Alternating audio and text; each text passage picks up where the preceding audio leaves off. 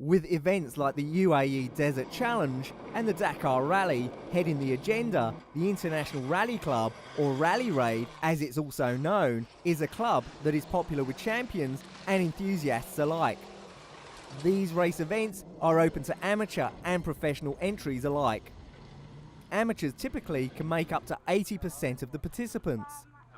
In Rally Raid or off-road endurance races like these, the terrain the competitors traverse is much tougher and the vehicles used are true off-road vehicles rather than the modified sedans used in traditional rallies. The distance of each stage covered varies from several kilometres up to 800 to 900 kilometres per day, crossing sand dunes, mud, boulders and barely discernible tracks. The UAE Desert Challenge is the final round of the FIA Cross Country Rally World Cup. Based in Dubai, which is also the venue for the Super Special stage, as well as the rally's finishing point, the event has its ceremonial start in the UAE capital, Abu Dhabi. From there, the rally sends a multinational procession of cars, trucks and bikes on a spectacular 5-day journey across some of the most dramatic and demanding desert terrain on Earth. For 4 nights, the event is based at the Morib Hill Bivouac, close to the Liwa Oasis, and special stages stretch out into the legendary Empty Quarter, or Rub Al Khali, providing drivers and riders with an exhilarating test of skill and endurance.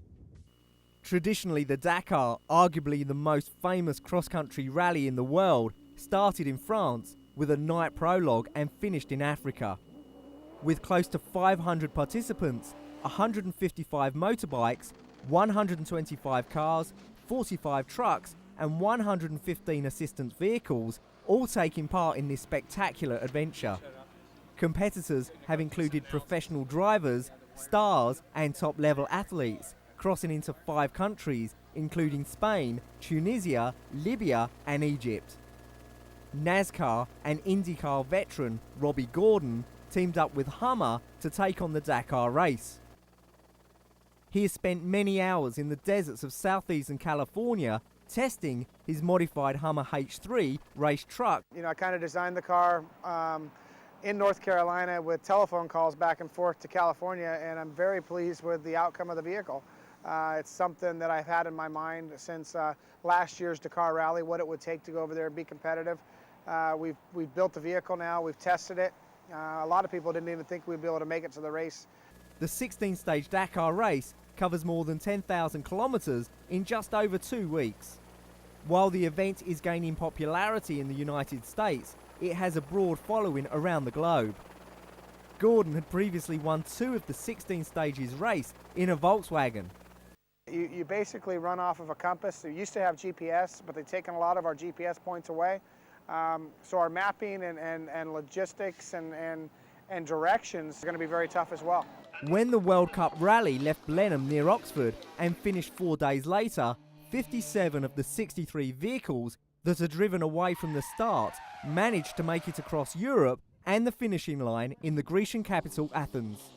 The halfway point was the World Heritage Site of Dubrovnik, Croatia, which has been restored after the destruction which took place during the war in the region late last century. The rally, consisting of showroom specification vehicles, made history when it became the first motorsports event ever to visit that country. The victor, driven by Alistair Caldwell and Jill Cotton, reached the Acropolis in Athens 7 minutes and 21 seconds ahead of the opposition after negotiating mudslides, thunderstorms and some of the most hostile roads in Europe. Despite having suffered mechanical problems in northern Greece, where they managed to mend a damaged drive shaft in their hotel lobby, Caldwell and Cotton were able to reach the finish first and celebrate in the shadow of the Acropolis.